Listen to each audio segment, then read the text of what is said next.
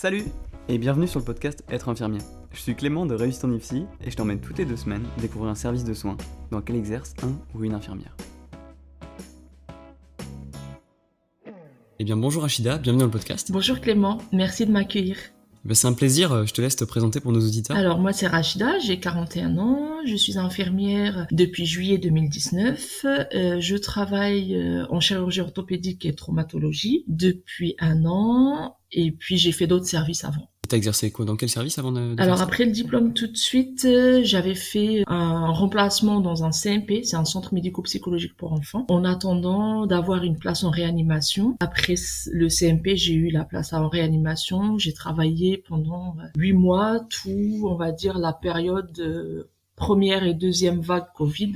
Et une réorganisation a fait que du coup, j'ai quitté la réa pour aller dans les services conventionnels. D'accord, et donc là, tu exerces depuis combien de temps chez Ortho? Donc ça fait 1 an, depuis novembre 2021. Je suis en chirurgie orthopédique. Alors est-ce que tu peux nous présenter un petit peu ce qu'est la chirurgie orthopédique? Alors la chirurgie orthopédique et traumatologique justement. Donc orthopédique c'est tout ce qui est programmation, ça veut dire toutes les opérations programmées qui sont liées à l'usure, à l'âge, comme les poses de prothèses de hanche, les poses de prothèses de genoux, la ligamentoplastie, les poses de prothèses d'épaule. Donc ça c'est des chirurgies programmées. Les personnes vont voir le médecin parce que dans leur parcours de vie fait que à un moment donné les articulations s'usent. Et après on a la chirurgie traumatologique, donc c'est tout ce qui est lié aux opérations urgentes ou non programmées on va dire. Donc moi j'habite dans le Grand Est en Lorraine. Et donc dans le Grand Est, l'hiver est froid, le verglas, et donc on reçoit beaucoup de personnes pour des fractures de poignet, fractures de cheville, et les accidents de la route malheureusement aussi. Et donc du coup c'est de la traumatologie, et là il faut réparer quelque chose qui est cassé. D'accord, et du coup donc ta prise en charge, vu que t'es dans de la chirurgie, tu me diras si je me trompe, mais tu vas être dans du préopératoire et du post-opératoire, c'est ça? Tout à fait.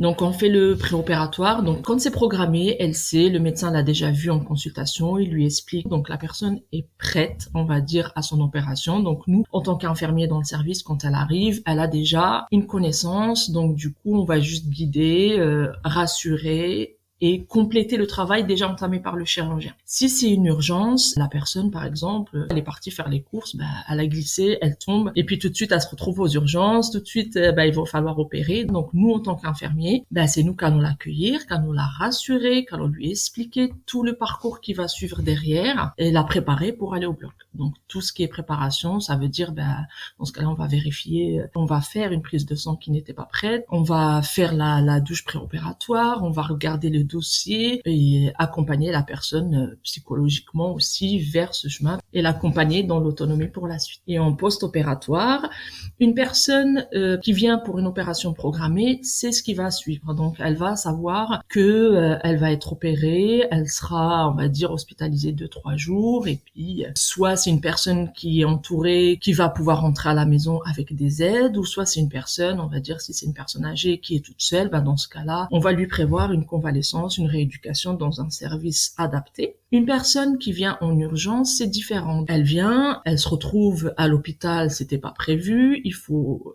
opérer, passer au bloc, ce qui engendre bien sûr un stress. Et après, nous, notre rôle en tant qu'infirmier, c'est prévoir la suite, parce que comme qui dit chirurgie, dit hospitalisation courte. Donc les gens vont pas rester très très longtemps, et tout de suite, c'est à nous d'organiser pour la suite opératoire. Donc soit la personne, elle peut rentrer chez elle, et dans ce cas-là, on essaye de contacter les services qui vont l'aider, ou la personne ne peut pas, ça sera une réorganisation et une réorientation vers la rééducation. Et c'est à nous de lui expliquer à cette personne ce que c'est que la rééducation. C'est le parcours pré- et post-opératoire. Je te remercie. Au niveau des soins spécifiques, est-ce que tu as des soins particuliers qui sont à part entière à la chirurgie orthopédique? Alors les soins à part entière à la chirurgie orthopédique, nous, qui dit chirurgie dit pansement. Donc forcément, on va avoir beaucoup de pansements, des pansements techniques, des pansements simples, des pansements complexes. On fait aussi beaucoup, c'est pas spécifique à l'orthopédie, mais c'est une chirurgie qui, dans notre service, on transfuse beaucoup, parce que ce sont des grosses opérations qui font saigner au bloc. Et donc du coup, nous, on est souvent amené à faire des transfusions. Donc, dans mon hôpital, on est le deuxième service après l'hématologie à transfuser. Donc ça reste quand même spécifique. C'est intéressant, surtout quand on a des étudiants, parce que souvent, ils n'ont pas toujours l'occasion. Et là, ils arrivent à parfaire ce geste-là. Et puis, il y a le sondage aussi, le sondage urinaire, parce que les personnes, elles sont douloureuses. Elles vont arriver, elles seront peut-être pas prises en charge tout de suite au bloc. Et tout ce qui est besoin naturel ne pourront pas se faire. Et donc, dans ce cas-là, pour soulager la douleur, on va être amené à faire un sondage au évacuateur ou un sondage à demeure. Et donc ça peut être intéressant aussi pour les étudiants qu'on a. Tu prends combien de patients en charge en général? Alors, dans mon service, on a 22 lits.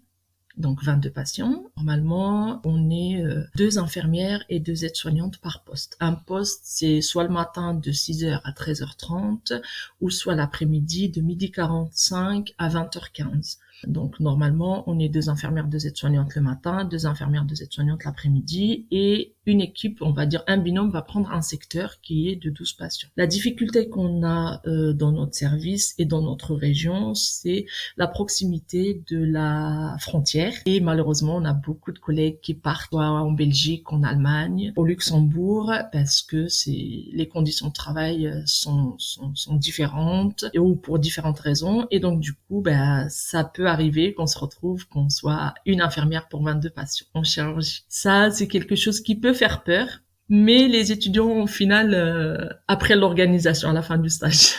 Donc ça peut faire peur au début, mais après une fois qu'on a pris le pli, voilà. Et au niveau de la pluridisciplinarité, tu travailles avec quel type de professionnels en chirurgie? En chirurgie, on travaille chirurgie orthopédique, donc kinésithérapeute. Ça, c'est le premier avec qui on va travailler parce que les premiers levés, la reprise de l'autonomie, donc les kinés sont présents dans le service.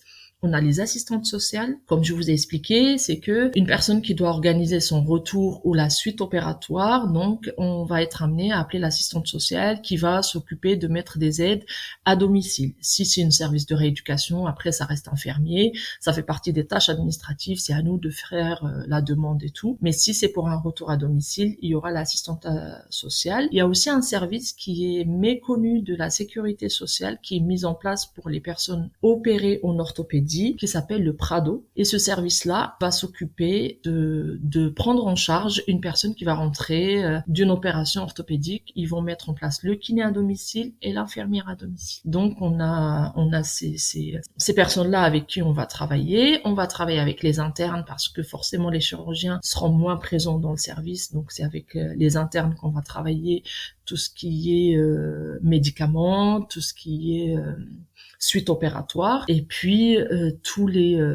comment on va travailler aussi avec la famille. C'est pas, ils sont pas professionnels de santé, mais ils sont très présents et il faut aussi faire avec et composer pour les suites pour que tout se passe au mieux pour le patient après l'opération. Je rebondis sur ce que tu dis justement. Est-ce qu'il y a des difficultés qu'on peut rencontrer en chirurgie orthopédique? Tu parlais justement tout à l'heure du manque de personnel, mais qui est malheureusement un petit peu, pas simplement à ce secteur-là, mais un peu dans toute la France. Est-ce que tu as des exemples de difficultés que les étudiants peuvent rencontrer dans ce service? La difficulté, je vais dire que les étudiants vont rencontrer, c'est que ils vont avoir du mal à trouver leur place. Ça, c'est quelque chose qu'on voit souvent parce que ils arrivent, ils vont nous trouver nous en difficulté déjà et ils voudront tellement bien faire et ils voudront tellement aider que du coup ils vont pas apprendre, ils vont faire ce qu'on va dire les petites mains dans le service. Et donc du coup, ils vont passer, le temps va passer de 3 semaines du stage passé, ils vont se retrouver à dire en fait les objectifs, ils sont pas, leur objectif premier qu'ils avaient mis sont pas atteints parce que comme il manquait une aide-soignante, ils vont remplacer l'aide-soignante, ou comme l'infirmière elle est toute seule, ils vont faire que les petits soins qu'ils ont pas encore appris, qu'ils connaissent très bien, mais ils auront pas l'occasion de faire des soins où vont pas être encadrés. Donc ça c'est quelque chose qui peut être mal vécu par les étudiants, même si à la fin, ça leur apprend aussi à faire et à composer avec ces situations-là, comme vous dites, qui sont qu'on peut rencontrer dans tous les services finalement à l'heure actuelle.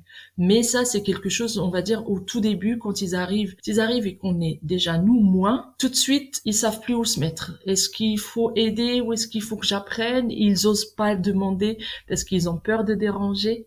Donc voilà. Du coup, ça c'est un petit peu. Des fois, on essaie de reprendre les choses avec eux et de dire qu'ils sont là pour apprendre. Oui, c'est sûr qu'on est heureux d'avoir des étudiants parce que voilà, ça fait quand même des collègues en plus. Mais leur objectif premier, c'est d'apprendre. Quand même. Je rebondis sur ce que tu dis. Est-ce que tu aurais un conseil du coup à apporter aux étudiants qui peuvent parfois ne pas se sentir à leur place et trouver leur place justement dans un lieu de stage? Ma devise, c'est la communication. Toujours de dire, c'est vrai que c'est pas évident et on est tous passés par là.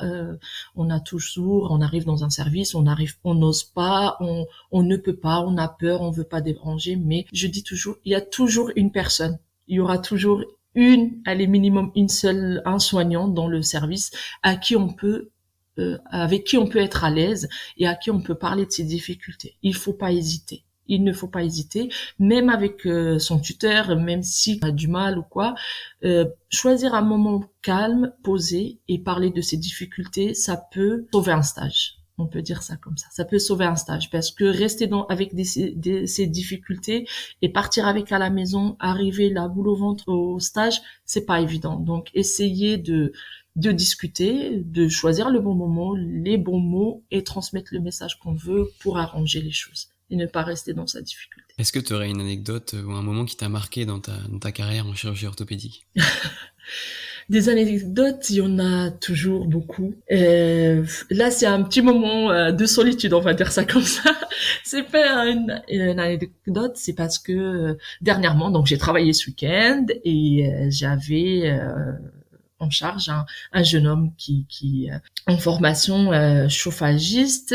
Il faisait ses entraînements il voulait réparer le chauffage à la maison. Il a fait tomber le chauffage sur le radiateur sur les pieds, donc forcément voilà, ça a amené à une amputation de 2 orteils à son pied. Il a 22 ans, c'est difficile, mais il a toujours gardé le sourire, il n'y a pas de souci. Donc voilà, on a tissé une relation assez conviviale. Donc je dois faire le premier pansement post-amputation. Le jeune homme me parle, on discute, j'explique. Il me dit oui, tout va bien, il n'y a pas de souci. Je demande si ça va pour voir le pansement. Il me dit oui, il n'y a pas de problème. Donc il me parle. Mais donc moi je faisais le pansement, je tournais à moitié le dos, j'ai expliqué et puis il me parlait, je répondais. Sauf qu'à un moment prise dans mon pansement, j'ai pas entendu ce petit silence qui a suivi. Et quand ça m'a fait tilt, c'est l'histoire de 3 secondes, hein, quand je me suis retournée, il avait fermé les yeux, mais il était tombé dans les pommes sans rien dire. Et là, j'étais prise un petit peu en panique, même avec l'expérience. Je me suis dit, oups, je suis passée à côté. Mais bon, ça s'est bien passé à la suite.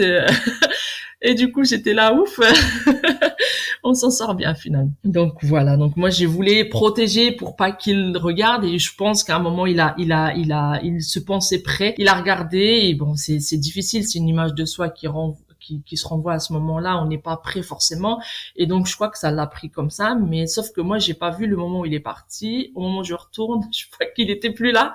Oh là là, du coup on appelle les collègues à la rescousse. Je rebondis sur ce que tu disais, c'est très intéressant. On parlait du coup de ce que tu vois dans ton service, donc les fractures, mais en fait tu vois aussi des amputations.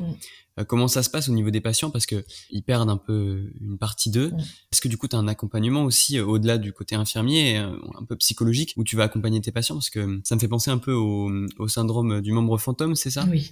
Oui. Est-ce que tu vois ça au quotidien? Je vois ça au quotidien. On essaye de faire. Donc nous, forcément, comme tout infirmier, hein, on est humain avant tout. On va discuter, on va expliquer, on va rassurer. Sauf que il y a une limite, et donc dans ce cas-là, si on voit que la personne a besoin de plus, dans ce cas-là, ça sera des infirmières de liaison, c'est des infirmières qui travaillent au service de psychiatrie, qui sont plus à même et qui vont avoir plus ce rôle-là, parce qu'elles vont prendre vraiment le temps, elles vont se poser, parce que nous on va arriver, je vais faire le pansement, je vais discuter, ou je vais prendre les constantes, je vais discuter, mais je vais pas m'asseoir, fermer la porte et discuter vraiment et prendre le temps avec ce patient. Donc du coup, dans ce cas-là, on intervient, on fait appel à nos collègues infirmières de liaison qui vont faire ce travail-là de cheminement, on va dire, avec les patients. J'en profite pour conclure cette discussion autour de la chirurgie orthopédique. Est-ce que tu aurais, du coup, des conseils pour les étudiants qui s'apprêtent à aller en stage ou des futurs IDE qui s'apprêtent à travailler en chirurgie orthopédique? Est-ce que tu as des conseils? C'est compliqué parce que j'ai l'habitude de demander des pathologies prévalentes. Toi, ça va être plutôt des types de fractures ou d'amputations prévalentes. Mais par exemple, est-ce que tu as des conseils sur les choses à réviser comme la pose de prothèse ou tout ça? Ouais. Donc, c'est ce que je disais, en fait, les étudiants viennent dans nos services pour apprendre. On leur demande pas de connaître tout par cœur. Après, s'ils connaissent déjà l'appareil locomoteur, c'est très bien, parce que ils vont apprendre avec le temps. Ils vont apprendre, parce que c'est vrai que de dire il faut connaître ça, il faut savoir ça, ça leur met une pression. Ils arrivent au mode, ils sont un petit peu paniqués parce que soit le cursus a fait, parce qu'ils arrivent, on va dire début de deuxième année, peut-être qu'ils n'ont pas fait encore les cours, peut-être que ils n'ont pas eu les stages qui les ont préparés, comme par exemple la transfusion. Donc la transfusion, je crois qu'ils la voient à la fin de deuxième année. Donc s'ils viennent fin de première année ou début de deuxième année, ils ont un petit peu la pression. Mais la seule chose que j'ai envie de leur dire, il faut pas se mettre la pression. Connaître et évoluer dans son stage. Il faut pouvoir évoluer. Oui, c'est sûr, c'est bien. Après, une fois qu'on est arrivé, il y a toujours ce moment, cette semaine de latence, la première, deuxième, on va dire, voilà, je fais le tour de ce qui se passe dans le service et dans ce cas-là, je fais des petites recherches. Mais il faut ne pas se mettre la pression de dire je vais en orthopédie, il faut que je connaisse tout, comment ça se passe, parce que ça peut arriver qu'on fasse une semaine mais on fait que de la chirurgie traumato et dans ce cas-là, c'est que des choses différentes et c'est pas du tout la prothèse de hanche et du coup, ça leur met la pression. Donc surtout l'appareil locomoteur s'ils peuvent, les traitements, bien sûr, parce qu'on travaille beaucoup avec les anticoagulants, comme les personnes ne vont pas se mobiliser comme d'habitude. Surtout évoluer. Ne pas se mettre trop de stress parce que des fois ça peut être handicapant. Et se laisser porter par ce qu'on voit dans le stage. Eh bien, merci pour tout, Rachida. Merci pour tous tes conseils et ton partage d'expérience. Merci à vous. Merci Clément. Si t'es encore là, c'est probablement que le podcast t'a plu. Alors n'hésite pas, quelle que soit la plateforme sur laquelle tu m'écoutes, à t'abonner, à laisser un commentaire, ça m'aidera à le faire connaître et à aider le plus de personnes possible. Et sinon, je te dis à la prochaine.